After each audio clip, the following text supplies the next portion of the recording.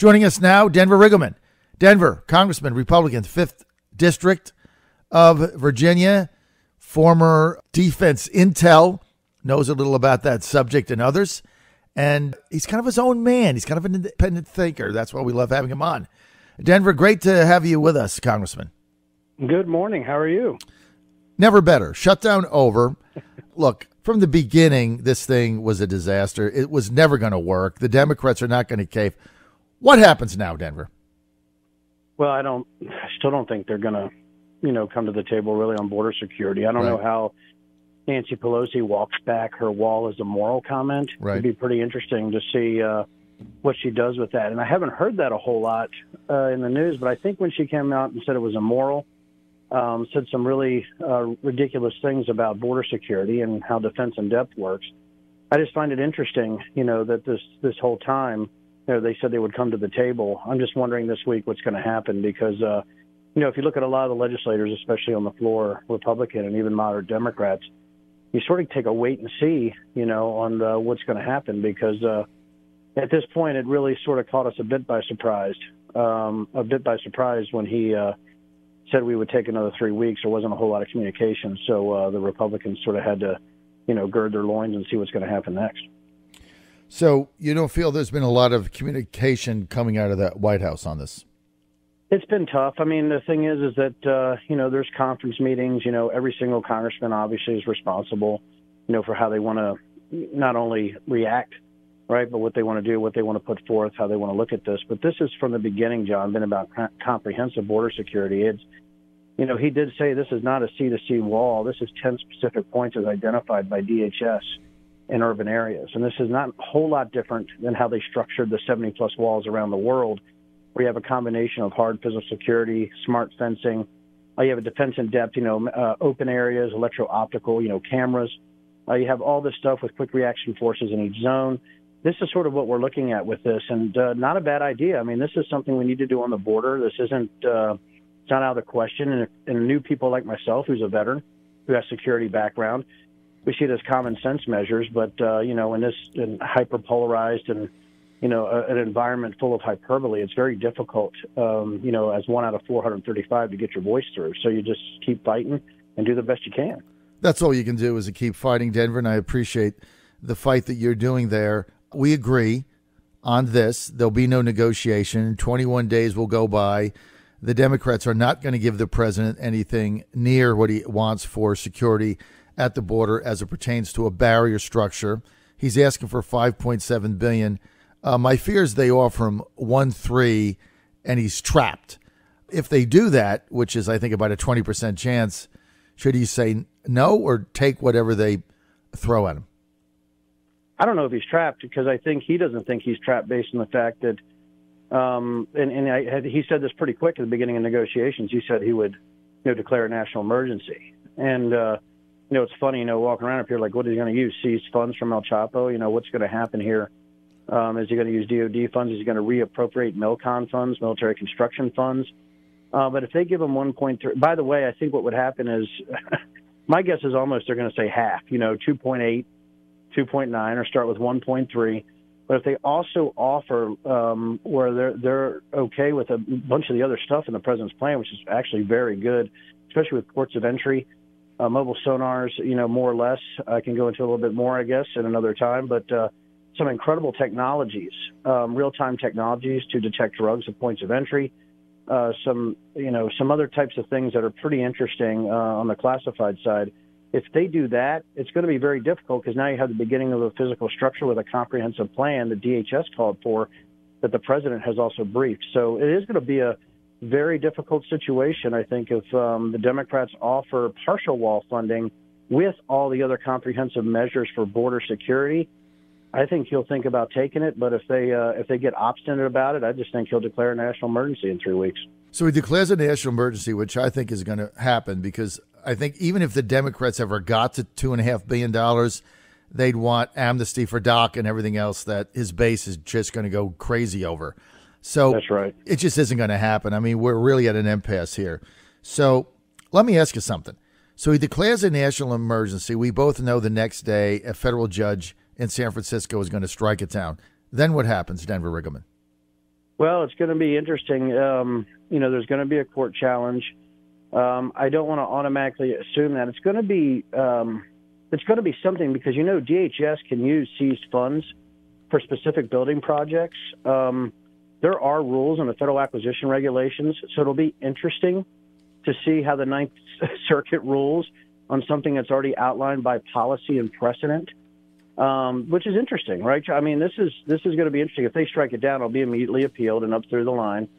I think the president will be pretty sure he's going to win it, when it gets past the Ninth Circuit. I think what would happen then if he declares a national emergency, they'll present a budget without the wall funds, and then we'll be put to another vote. And that, again, is going to be very interesting because, the Democrats added $12 billion to foreign policy, to foreign aid, to sort of try to pay off the Republicans, which for me is a fiscal hawk, a deficit hawk. And I'm looking at this going, wow, they're just throwing more money to try to buy us off, to get us to actually open the government. And what's interesting, John, is, last week and the week before, the Republicans voted for motions to recommit to back pay federal employees, which you didn't see much in the press. I'm starting to figure out pretty quick, John, that the press isn't going to be very honest about how they report this whole situation. Yeah. I know that's a surprise to you. Yes, it's a shocker. Yeah, It's a shocker, Denver. But, three motions to recommits for back pay, one to January 15th the first week, the next week to January 24th. It's public record. And you just sort of scratch your head because here's what happens. The Democrats aren't arguing, they're accusing. They're, and everything that they, when you think it's an argument or you're having a natural debate, it actually comes off as they're just accusing. It's not an argument. It's that if you don't vote for us, you're not bipartisan. If you don't vote for us, you don't care about people. And you just sort of, and there's no argument. And I think that's why they've had closed rule and debate, because they really are afraid to debate, some of the security experts on the floor because they know they would lose. Exactly. I mean, that is exactly it. You absolutely nailed it. So it's going to come down to, I agree with you, the president's going to have to declare a national emergency. There's going to be a stay on it. And then we're going to take the battle into 2020. And as I've said, look, I mean, I think that puts Republicans and Trump's reelection on pretty solid ground because the American people are going to decide basically if they want a country with borders and security or an open borders catch and release situation where if you get a foot into the United States, you're protected. I mean, that's basically what this comes down to as far as I'm concerned, Denver. And so I'll let the chips roll on that in 2020, sir. Let's get to Venezuela. Wow, in a stunning move last weekend, overshadowed by the shutdown and other things, the president and the vice president recognizing an opposition leader in Venezuela. I can't remember the last time we've done that, and not recognizing their president, saying that his election is illegitimate. Also then current President Maduro saying you've got 72 hours to get your diplomats out. Then the president saying, no, I don't think so. You have no jurisdiction over them. Then he says, if you try to force them out, we will do what we have to do. Not going to telegraph his hand. Wow, what a turn of events in 72 hours. What do you think? I tell you, it's, you read as fast as you can because, my where I've been concentrating on has been more on the Asia side in my DOD, which just ended Asia and also the Middle East. So, obviously, Venezuela is something in South America. I had some experience there when I was supporting certain activities, right, in the intelligence community down in South America. This was stunning, and I don't know how to react to it exactly because it's a coup, right? It is a coup, and it's a coup against somebody that we can all argue might be evil, right, or have real issues, right, governing. So I find it absolutely amazing that we're dealing with this situation with Venezuela. I'll tell you this, John. I don't see us having any kind of military intervention in Venezuela. I just can't imagine we would do that. At some point, a country has to take care of themselves. I'm not quite sure how we would intervene. It's such a bad situation. We have had debates here back and forth already on how do you deal with this, right? As a legislator, how do you deal with this? What is the proper way forward? And John, it is not an easy situation. And for me to tell you that I have the 100% answer on Venezuela, I just don't. I just find it was a surprise, like everything seems to be the last couple of years. and it caught people off guard. And even in intelligence reports, I didn't see any indication, and I haven't heard of any indication that there might be a coup, or might be a takeover from the the opposition leader. So it's just an interesting situation, John. I wish I had a 100% answer on how the United States is going to react, but I do not. And I've got a feeling this week we're going to learn more about the situation behind closed doors. Well, I look forward to that and have you sharing next week whatever you're able to share. That is what can be released, because, I just found it a stunning turn of events in a very short period of time. And I can't remember. I'm pretty much of a history buff on this stuff. I have to go back and think about when the last time is that a president and a vice president basically de-recognized a leader someplace that public. Normally they do it, behind the scenes, and State Department gets involved and things like that. And also, the president campaigned on, look, I'm not going to get involved in regime change. I'm done with that. We're out of that business. CIA's been doing it. We're out. Obviously, for him to change his position in this instance, he really must have had evidence that said what was going on there is really, really, really bad news. It is. It comes down to, how interventionist are we? I would tell you personally, I don't think it's our place to intervene in this situation. But, at this point, I can try my best to say, hey, we have enough troops and treasure spread out across the world to even spread our forces even, to a breaking point for something like a Venezuelan, power grab, or whatever you want to call it down there. I don't know what to call it. It looks like a coup to me. Mm-hmm. I don't know how interventionist we want to be on this one, John. I just think it would be a mistake, but that's my opinion at this point. As we go on this week. Of course, we don't know and you'll obviously find out when they do the intel briefing that you're not going to be able to share all of it, but you're going to find out there. We don't know what information they had that may have led them to this, but it certainly is counter to the president's instincts or what he campaigned on. In the meantime, he's looking to completely draw down Afghanistan over the next 18 months. I know you're in favor of that. How do you manage that, though? Right. Well, again, it's about, I want to say measures of effectiveness, your MOEs, but it is about what your objective was, what your mission was. Have you entered into mission creep?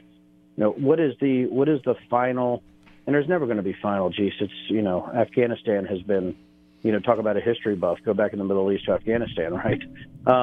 This is things that there's always going to be tension there, but I think in the next 18 months, we better define what success looks like, or define what it means to us to get our service people out of there. And I, obviously have some opinions on that, but I don't think a practiced, an objective-specific drawdown is a bad idea. You know how I feel about that, John? I think at some point, when you're looking at how many people and how many service members we have spread across the globe, there's a time that we have to start thinking to bring those individuals home. But we're also talking about, when you're talking about this type of operational tempo from our troops, there's exhaustion. Right. And you start to look at people in harm's way over and over again, leaving their families. Right. We have to start thinking about our service members, and put them first in some respects. Obviously, we serve the United States of America first. And I say we because, I took the oath. Mm-hmm. We'll always do what we said we're going to do. Mm-hmm. I love that about being a service member and a prior service member. Mm-hmm. But we do have to think about the families and also how interventionist we want to be across the globe. And I think that's a debate we need to have over the next year. Let's go to the Mueller investigation. Roger Stone, on Friday, being arrested. I was kind of uncomfortable with the way the SWAT team came in there. The guy's 66 years old. It seemed like a little much. And then CNN TV cameras there, so somebody tipped him off. Now we're having like made-for-TV FBI arrests with SWAT teams. I don't know. It's propaganda. But here's the thing, too, about it. What worries me is, the left is always saying that there's way too much military surplus gear in the hands of police officers and so much overreach. But if it's against Roger Stone, it's okay. Right? I mean, if it's against anybody else, obviously the police have too much power. How dare they use military gear? They look like they look like everybody's on SWAT now, and looks like they're actually ready for, an incursion into a foreign country. All the criticisms you hear from the left. But if it's Roger Stone, it's okay. It's okay then. It's a 66-year-old guy that's connected to Trump. They should have 100 people go in there and bust down his door and drag him out. And come on, you know what? 2 people could have gone and said, "Hey, Roger, it's time to go," that would have been fine.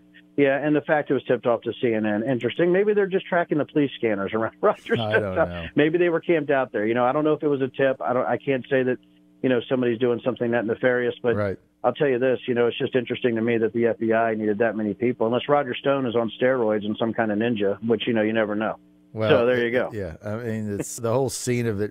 And, the problem with this is that it can happen to any of us. We had Joe Morrissey, a former prosecutor, on that day, the day it happened, and he said normally you would just, the feds would just call up the guy's lawyer and says, we need him to show up tomorrow at 10 a.m. He's been indicted, and he shows up, and there's no need for this. But, they want to make a scene, and they want to show their authority, I suppose, but it could happen to any of us. But the subpoena cannons are coming out, Denver. And that's right. Jerry Nadler's going to be Jerry Nadler's absolutely. He's going to be subpoenaing everybody. I've only got about a half a minute. Do you see the Mueller investigation ending in 2019? I do. I think it. If it doesn't end in 2019, it is going to be defined as completely political as we go into the 2020 election cycle. It's just the way it is. I would hope the American people see it for what it is. Hey, you know what? Until I see the investigation, I can't 100% say either way that Mueller's biased. Once that investigation drops, then we can have a look objectively, go through what's going on and see what's happening. But I do find it very disturbing. I mean, how long has this thing been going on, John? A little while, right? Yeah. More than a minute.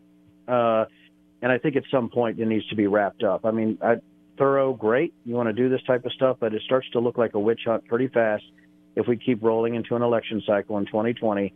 And I think not only for the United States, but for professionalism, I think it needs to be wrapped up in 2019. And if it isn't, I believe we have an argument that this is completely political. I'm out of time. Denver Riggleman, Republican Congressman, 5th District of Virginia. Denver, thanks for being with us.